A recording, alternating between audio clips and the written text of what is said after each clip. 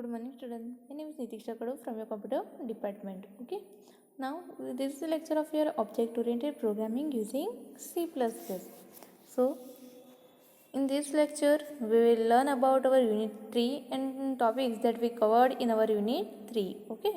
So this is our tutorial lecture, and in this lecture we are going to discuss about the main topics of our unit 3. Okay.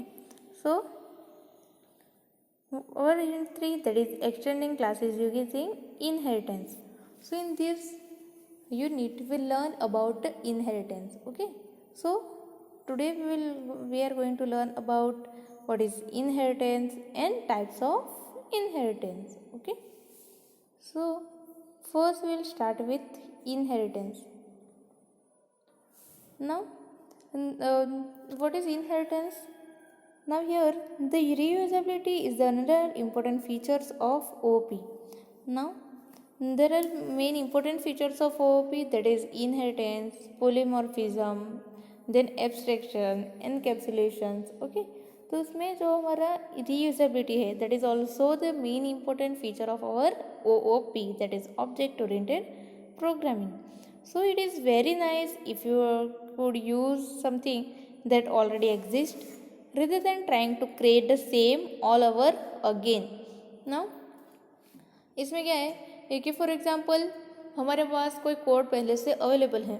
Okay, तो उसको फिर से लिखने के बजाय हम लोग क्या कर सकते हैं, उसको रीयूज़ कर सकते हैं. ओके, सो इससे क्या होता है, we can reduce the time required to write that code. Then also so here we can perform the reusability of that code. Okay, so it would not only save the time and money but also reduce the frustration and increase reusability. देखो for example हमारे पास कोई पहले से code है, तो उसको बार बार लिखने के बजाय हम लोग क्या करेंगे, उसको सिंपली फिर से यूज़ कर लेंगे. तो इससे क्या होता है, इससे हमारा टाइम भी बचेगा और हमारा मनी भी बचेगा. ओके, सो इससे जो हमारा फ्रस्ट्रेशन होता है कि बार बार लिखने, फॉर एग्जांपल एक ही काम और एक ही कोड आप लोग को 9 टाइम्स या 10 टाइम्स लिखने को कोई बोले तो समटाइम इट इज़ फ्रस्ट्रेटेड ना. ओके, तो ये क्या होता है, उससे आपका फ्रस्ट्रेशन भी कम होगा. Then it increase the reusability, मतलब इससे क्या होगा कि आपको कोड को रीयूज़ कर सकते हो, मतलब फिर से यूज़ कर सकते हो. Okay, so for instance the reuse of class that has already been tested, worked and used many times can save as the effort of developing and testing the same again. देखो यहाँ पे for example आप लोग ने कोई पहले से code लिखा है. ओके, तो उसको क्या आप लोग उसको टेस्ट करते हो, देन डिबग करते हो, एंड उसको फिर से हम लोग यूज़ करेंगे तब फिर से उसको टेस्ट करने की ज़रूरत नहीं है, क्योंकि पहले से हम लोग ने वो कोड को टेस्ट किया होगा और वो एरर फ्री ही होगा. ओके, तो इससे क्या होगा कि जो भी टेस्टिंग में टाइम जाता है वो भी आप लोग सेव कर सकते हो, फिर टेस्टिंग के लिए जो मनी रिक्वायर होगा वो भी आप लोग सेव कर सकते हो. Okay, so reusability is also the main important feature of our object oriented programming. so यहाँ पे क्या है, तो इससे हम लोग पता चलता है what is inheritance.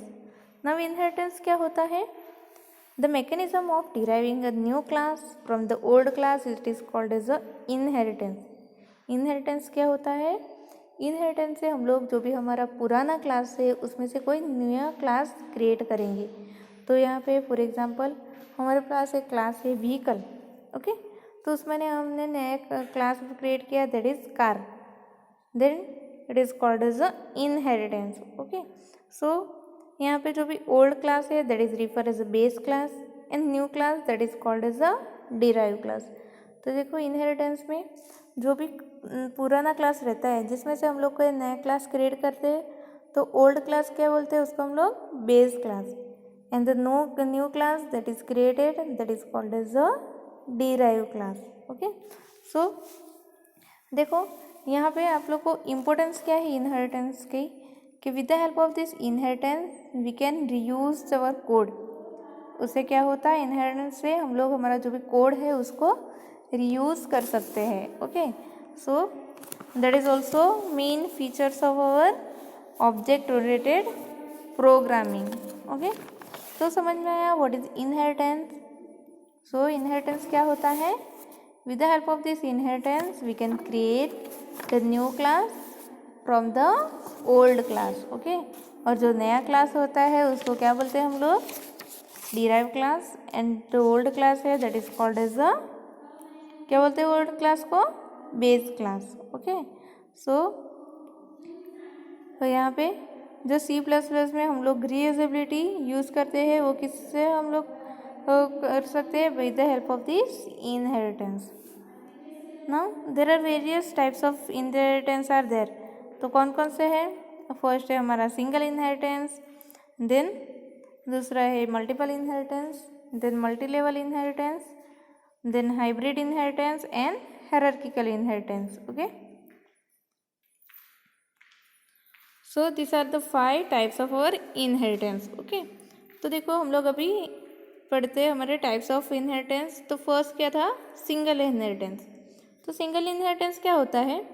A derive class with only one base class is called as the single inheritance. Okay, तो इसमें क्या होगा कि हमारे पास एक सिंगल बेस क्लास होगा और उसका एक ही डिराइव क्लास होगा। देखो आपको ऐसे नहीं समझ में आएगा, you can see this diagram here. देखो एक इसका एग्जाम्पल है हमारा सिंगल इनहेरिटेंस। इसमें हमारे पास कितने बेस क्लास है? Only one base class that is A. और दूसरा क्या है हमारे पास? Derive class, we have only one derive class that is B. Okay, so here the derive class, उसके पास सिर्फ एक ही बेस क्लास होगा, then it is called as a single inheritance. This is our first types of inheritance, that is our single inheritance. Okay, then second multiple inheritance. Now here a derived class with a several base class is called as a multiple inheritance. देखो यहाँ पे single inheritance में हमने क्या देखा? हमारे पास एक derive class था, उसके पास एक ही बेस क्लास था। बट इन मल्टीपल इनहेरिटेंस क्या होगा? We have one derive class and we have multiple base class. Okay, then it is called as a multiple inheritance. So you can see here the diagram. Okay, you can see here we have one derived class that is C. Okay, and we have two base class that is base class A and base class B. So this type of inheritance is called as a multiple inheritance. देखो यहाँ पे हमारे पास क्या है? One derive class है C जो दोनों की प्रॉपर्टी इनहेरिट करेगा, हमारा base class A and base class B दोनों की प्रॉपर्टी इनहेरिटेंस करेगा ना। So that is called as a multiple inheritance. यहाँ पे हमारे पास एक डिराइव क्लास होगा और हमारे पास वन और टू बेस क्लास होगा। ओके, एंड देन नेक्स्ट है हमारा hierarchical inheritance. Now the traits of one class may be inherited by more than one class. Now this process is called as a hierarchical inheritance. देखो hierarchical inheritance में क्या होगा? यहाँ पे जो भी हमारा वन क्लास है वो क्या होगा कि वन और मोर क्लास को इनहेरिटेंस करेगा। सो देखो यहाँ पे हमारे पास ओनली वन बेस क्लास होगा and we have more than one derive class that is called as a hierarchical inheritance. तो इसमें क्या होगा? जो हमारा एक क्लास है उसकी प्रॉपर्टी किसमें? वन और मोर क्लास को इनहेरिटेंस करेगी। ओके, सो यहाँ पे आपको दिख रहा है we have only one base class that is base class A and we have three derive class that is B, C and D. तो यहाँ पे क्या होगा? जो भी बेस क्लास की प्रॉपर्टी है वो तीनों क्लास इनहेरिटेंस करेगी। कौन कौन सी? Class B, class C and class D. So this types of inheritance that is called as a hierarchical inheritance. Okay, then next है हमारा multi level inheritance. So what is multi level inheritance? Now the mechanism of deriving a class from the another derived class, it is called as a multi-level inheritance. तो इसमें क्या होगा? हम लोग कोई एक क्लास है उसको डिराइव करेंगे किससे? जो क्लास वो पहले से कोई क्लास से डिराइव हुआ है। That is called as a multi level inheritance. तो इसमें क्या होगा, लेवल क्रिएट होगा। ओके, तो देखो यहाँ पे आप लोग diagram, we have one base class that is A, उसका डिराइव क्लास कौन सा है, बी, और थर्ड हमारे क्लास है C, that is the derive class of B. तो इसमें हो क्या किया, जो हमारे पास डिराइव क्लास था बी, उसमें से हम लोग ने नेक्स्ट क्लास डिराइव किया दैट इज क्लास सी। तो इसमें क्या होगा, डिफरेंट डिफरेंट लेवल क्रिएट हुए ना, 1 2 and 3, that's why it is called as a multi level inheritance. Then next है हमारा hybrid inheritance. Now hybrid inheritance क्या होता है, नाउ कॉम्बिनेशन ऑफ वन और more inheritance that is called as a hybrid inheritance. तो आपको दिख रहा है यहाँ पे टू टाइप्स के इनहेरिटेंस इसमें यूज़ किए हैं, एक तो हमारा मल्टीपल इनहेरिटेंस और दूसरा कौन सा इनहेरिटेंस है, that is our hierarchical inheritance. Okay, तो यहाँ पे दो इन टाइप्स के इनहेरिटेंस कंबाइन करके वन स्ट्रक्चर क्रिएट किया है that is called as a hybrid inheritance. तो इसको क्या बोलते हैं, hybrid inheritance. Okay, so this are the mainly 5 types of inheritance. कौन कौन से, single, multiple, multi level, hybrid and hierarchical. Okay, then next है हमारा visibility mode. Now visibility mode से क्या होगा, जो भी हमारे एक्सेस से हमारे डेटा को और मेमोरी फंक्शन हो उसको हम लोग कंट्रोल करते हैं with the help of this visibility mode. So there are mainly 3 types of visibility mode that is public, private and protected. Okay, तो ये क्या है, डिफरेंट डिफरेंट विजिबिलिटी मोड है। तो देखो यहाँ पे फॉर एग्जांपल जो भी हमारे बेस क्लास के डेटा है विथ प्राइवेट विजिबिलिटी, तो क्या होगा, वो डिराइव नहीं होगा, that is not inherited. But जो भी पब्लिक डेटा है वो इनहेरिटेड होगा इन जो हम लोग दूसरे हमारा जो डिराइव क्लास है उसमें हम लोग इनहेरिट कर सकते हैं और उसको हम लोग यूज़ कर सकते हैं। तो ये डिफरेंट डिफरेंट क्या है, हमारे विजिबिलिटी मोड है that is public, private and protected, जो लोग हमारे डिराइव क्लास में हम लोग यूज़ करेंगे to access the data of our base class. Okay, then simple यहाँ पे एक प्रोग्राम देखते हैं हम लोग सिंगल इनहेरिटेंस का। So write a program to implement single inheritance by declaring the base class employee having the member function employee id and name, and the derived class having the fitness, data member as a height and weight, and using the visibility mode public। हम लोग को कौन सा visibility mode use करनी है, public. तो पहले हम लोग को बेस क्लास कौन सा क्रिएट करना है, employ.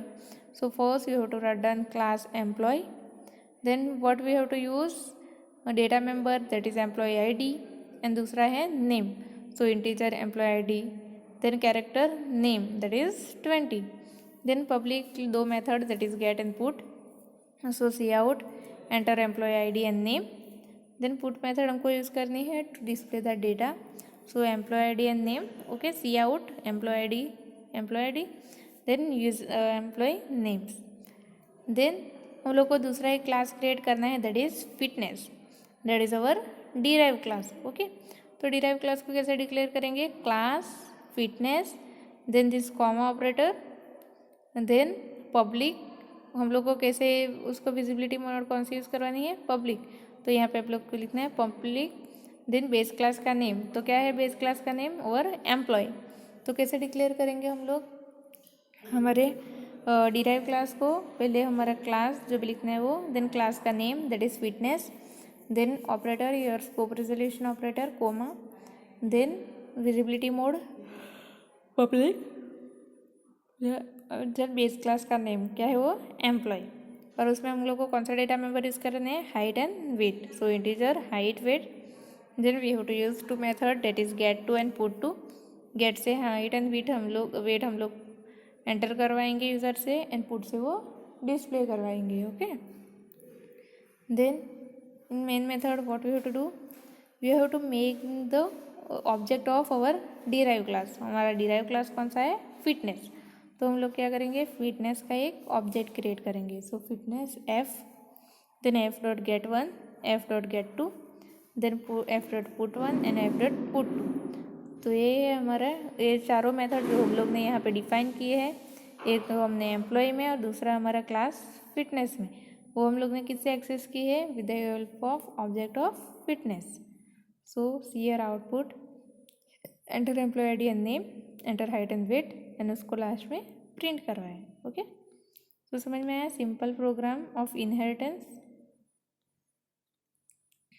So in this lecture we will learn about what is inheritance and types of inheritance, then simple program based on this inheritance. Okay, so I hope you all understand today's topic. Thank you.